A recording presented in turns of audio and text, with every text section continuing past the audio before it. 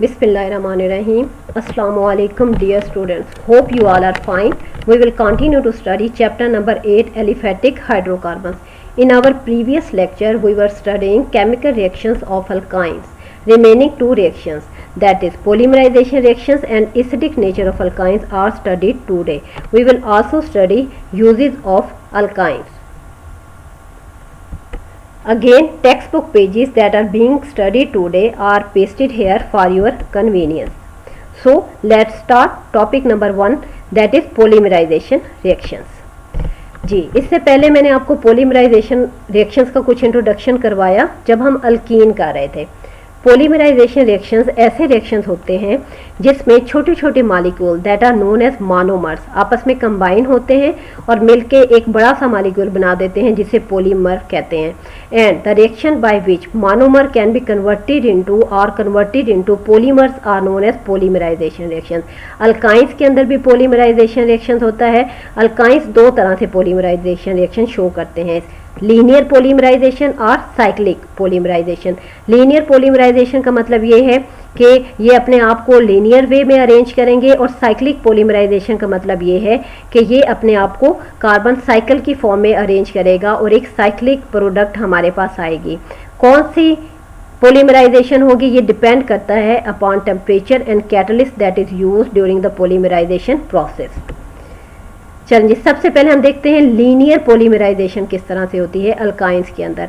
जब हम linear polymerisation देखेंगे तो इसमें हमारे पास रिएक्शन है conversion of acetylene to divinyl acetylene. Divinyl acetylene, ये इस रिएक्शन में हमने एक सिंथेटिक रबर तैयार करना है और रबर आपको पता ही है इंडस्ट्री में जब तैयार होता है तो इसके किस हद तक यूजेस हैं हमारे डेली लाइफ में।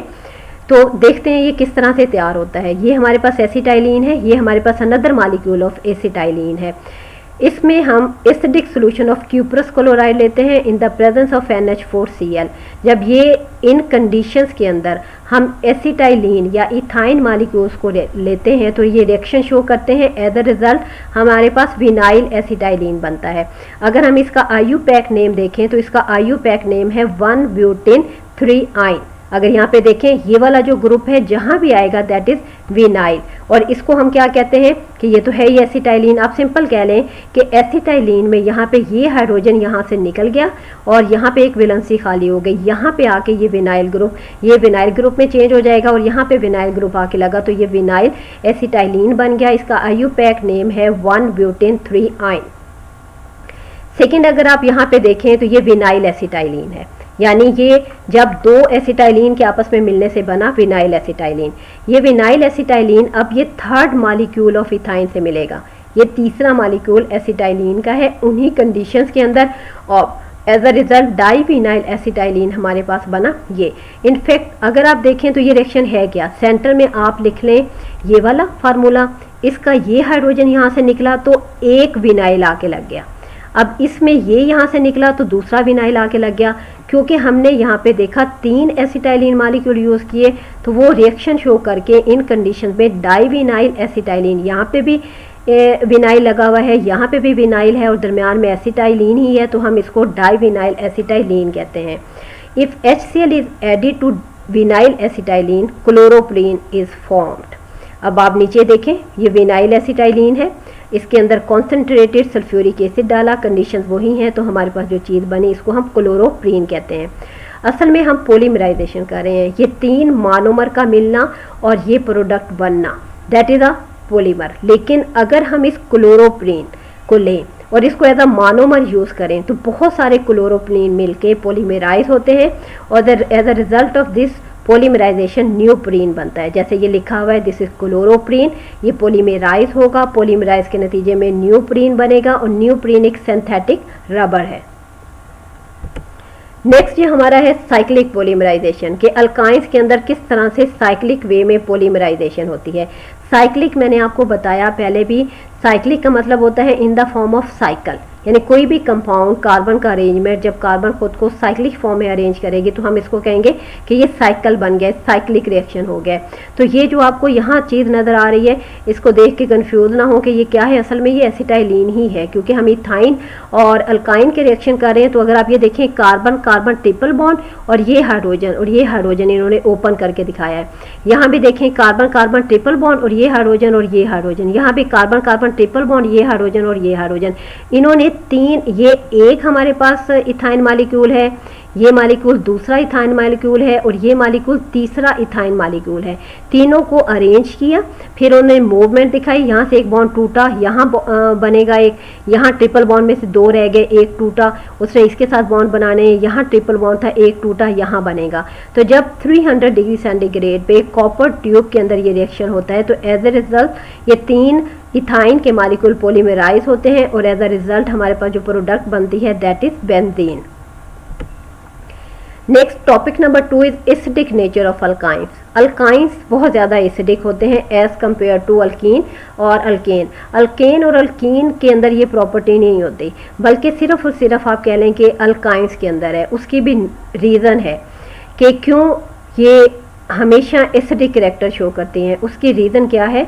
उसमें रीज़न ये है कि एक तो आपको इससे पहले ये पता होना चाहिए कि जो अल्काइंस हैं क्या सारी की सारी अल्काइंस ऐसे रिएक्शन करती हैं? नहीं, उसमें आप डिफ्रेंशिएट आपको करना चाहिए कि टर्मिनल अल्काइंस कौन से हैं।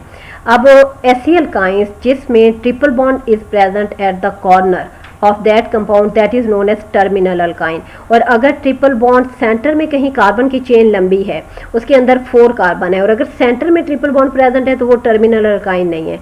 टर्मिनल अल्काइन सिर्फ उसी अल्काइन को कहना है हमने जिसके ट्रिपल बॉन्ड किनारे पे होगा। फॉर एग्जांपल इस केस में अगर देखें गो कि ये हमारे पास इथाइन है, एसिटाइलिन है, इसमें ये इसका एक कॉर्नर था, इसके ऊपर 7 ट्रिपल बॉन्ड प्रेजेंट है, तो हम कह सकते हैं कि ये हाइड्रोजन जो लगा हुआ है टर्मिनल अल्काइन में, ये हाइड्रोजन एसिडिक है। एसिडिक का मतलब ये होता है कि इसके ऊपर पार्शियल पॉजिटिव चार्ज आएगा, इसके ऊपर पार्शियल नेगेटिव। ये क्यों आया? उसके एक रीज़न ये है हाइब्रिडाइजेशन की। हमेशा अगर आप ट्रिपल बॉन्ड वाली कार्बन लें तो उसके अंदर sp हाइब्रिडाइजेशन होती है। हमें जब सिंगल बॉन्ड वाले कंपाउंड होते हैं उनके अंदर sp3 है, जब वो कार्बन जिसने डबल बॉन्ड बनाया है उसके अंदर sp2 है, और वो वाली कार्बन जो कि ट्रिपल बॉन्ड बनाती है उसमें sp हाइब्रिडाइजेशन होती है। sp hybrid orbital acidic in nature, 50% इनमें s करेक्टर होता है और ये एसिडिक इन नेचर होते हैं, यानी इलेक्ट्रॉन्स को विदड्रॉ करने की एबिलिटी रखते हैं। वो वाले इलेक्ट्रॉन जो कि हाइड्रोजन और कार्बन आपस में मिलकर यहाँ पे बॉन्ड बनाएंगे, वो इलेक्ट्रॉन कार्बन उनको विदड्रॉ कर सकता है, उसमें हाइब्रिडाइजेशन का रोल है। As a result sp hybridised जो कार्बन एटम है वो टर्मिनल अल्काइन का pull the electrons more strongly, जिसकी वजह से हम कहते हैं कि इसके ऊपर पॉजिटिव चार्ज आ गया, इस वजह से ये हाइड्रोजन स्लाइटली एसिडिक हो जाता है। इस हाइड्रोजन के एसिडिक होने की वजह से अल्काइंस कुछ स्पेशल रिएक्शंस शो करती है जो कि अल्केन और अल्कीन्स के अंदर नहीं पाए जाते। इस चीज़ को हम कहते हैं acidic nature of alkyne series. चलें जी, वो रिएक्शन जो कि अल्काइंस इसलिए शो करती है कि उसके अंदर एसिडिक हाइड्रोजन मौजूद हैं। अब हम उन रिएक्शंस को देख लेते हैं। उनमें से पहला रिएक्शन ये है 1 अल्काइन। इस 1 अल्काइन को मैं टर्मिनल अल्काइन का लफ्ज़ इस्तेमाल कर रही हूँ। 1 अल्काइन का मतलब है जब कार्बन नंबर 1 पे ट्रिपल बॉन्ड होगा, और टर्मिनल अल्काइन क्या होते हैं वो भी मैंने आपको बता दिया कि जब सिरे के ऊपर एक किनारे के ऊपर ट्रिपल बॉन्ड प्रेजेंट होगा। ये 1 अल्काइन है या हम कह लें कि ये 1 इथाइन है। इसको जब भी हम ट्रीट करेंगे सोडियम अमाइड के साथ लिक्विड अमोनिया के अंदर, या हम पास करेंगे ओवर मोल्टर सोडियम अल्काइनाइड्स और एसिटाइलाइड्स आर ऑब्टेन्ड। फॉर एग्जांपल ये देखें, ये सोडियम एसिटाइलाइड, यानी इस केस में आप यूँ भी कह सकते हैं कि इन दिस केस जो एसिडिक हाइड्रोजन होता है that is replaced by metal that is sodium. अब यहाँ पे देखें ये सारी की सारी वो हमारे पास जनरल फार्मूला है अल्काइन का, और सोडियम ने आके अपनी जगह यहाँ पे बना ली है। अब इसमें नीचे देखें तो रिएक्शन स्पेसिफिक हो गया है, यहाँ पे जनरल लिखा हुआ था आर की वजह से। यहाँ पे ये इथाइन है that react with sodium, sodium के साथ रिएक्ट करेगा तो यहाँ पे सोडियम इसके इस एसिडिक हाइड्रोजन को भी निकाल देगा, इस एसिडिक हाइड्रोजन को भी निकाल देगा। एज ए रिजल्ट हमारे पास डाई सोडियम एसिटाइलाइड बना है और हाइड्रोजन यहाँ पे रिलीज होगी। तो sodium acetylide is a very valuable reagent for chemical synthesis and is essentially ionic in nature. Acetylides of copper and silver are obtained by passing acetylene in the ammoniacal solution of cuprous chloride and silver nitrate respectively। ये reaction भी हम आगे देखते हैं। उससे पहले हम acidity table देख लेते हैं। ये अल्केन सीरीज है हमारे पास, ये अल्कीन सीरीज है और ये हमारे पास अल्काइन सीरीज है। इन तीनों में हाइब्रिडाइजेशन देखें, अल्केन में sp3 हाइब्रिडाइजेशन है, इसमें sp2 हाइब्रिडाइजेशन है और ये अल्काइन सीरीज इसमें sp हाइब्रिडाइजेशन है। अगर आप s करेक्टर देखें तो ये 25% है, यानी sp3 में s 25% है और p 75% है, क्योंकि 3 p हैं। यहाँ पे देखें तो sp2 में 33% s है और बाकी 33% एक p और दूसरा p हो गया, तो 66.6% हमारे पास p करेक्टर है। इसके इसमें 50% s करेक्टर है और 50% ही p करेक्टर है। अगर आप यहाँ आगे आएँ तो वीकेस्ट एसिड ये है, जो हम नीचे की तरफ जाएंगे तो एसिडिक करेक्टर बढ़ता है, इसलिए हम कहते हैं कि अल्काइन ज़्यादा एसिडिक हैं एज़ कम्पेयर टू ऊपर वाले जो 2 सीरीज़ के मेंबर्स हैं। चलिए जी हम नेक्स्ट चलते हैं कुछ और रिएक्शंस की तरफ। क्यूप्रस क्लोराइड का रिएक्शन है अमोनियम हाइड्रोक्साइड की प्रेजेंस में। जब इथाइन रिएक्ट करेगा इनके साथ, again this acidic hydrogen replace हो जाएगा, यहाँ से निकल जाएगा और इसकी जगह पे क्या लगेगा, कॉपर आके लगता है। जैसे कि अभी हमने सोडियम अमाइड के साथ पीछे रिएक्शन देखा, यहाँ पे देखें ये वाला एसिडिक हाइड्रोजन निकला, ये एसिडिक हाइड्रोजन निकला, as a result di copper acetylide हमारे पास बन गया। ये रेडिश ब्राउन पीपीटी इसके बनेंगे।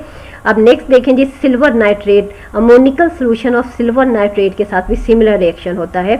इसमें उसी तरह से टर्मिनल अल्काइंस इस्तेमाल करनी है। टर्मिनल अल्काइंस के साथ silver nitrate in the presence of ammonium hydroxide react करता है और डाई सिल्वर एसिटाइलाइड यहाँ पे बनता है, इसके वाइट पीपीटी बनेंगे।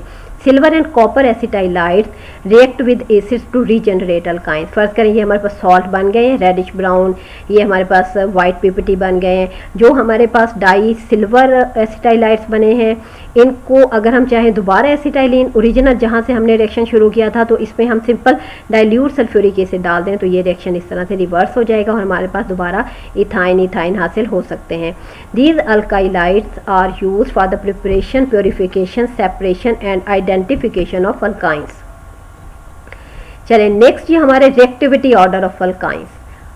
अब हमने इससे पहले अल्कीन्स अल्केन्स पढ़ लिया, अब हम अल्काइंस कर रहे हैं। हमने ये देखना है कि अल्काइंस की रिएक्टिविटी कहाँ है जब हम इसे कंपेयर करते हैं अल्केन्स के साथ और अल्कीन्स के साथ। हमने अल्केन्स के लिए एक टॉपिक किया कि ये नॉन रिएक्टिव होती हैं due to the presence of sigma bond that is strong bond. फिर हमने अल्कीन का कहा कि अल्कीन सीरीज ये रिएक्टिव होती हैं, क्योंकि इनके अंदर पाई बॉन्ड है, पाई बॉन्ड की प्रेजेंस की वजह से, और pi bond as compare to sigma bond unstable है तो ये रिएक्टिव ज़्यादा है एज कम्पेयर टू अल्केन्स। तो व्हाट अबाउट अल्काइंस, हम अल्काइंस को किस तरह से स्टडी करेंगे?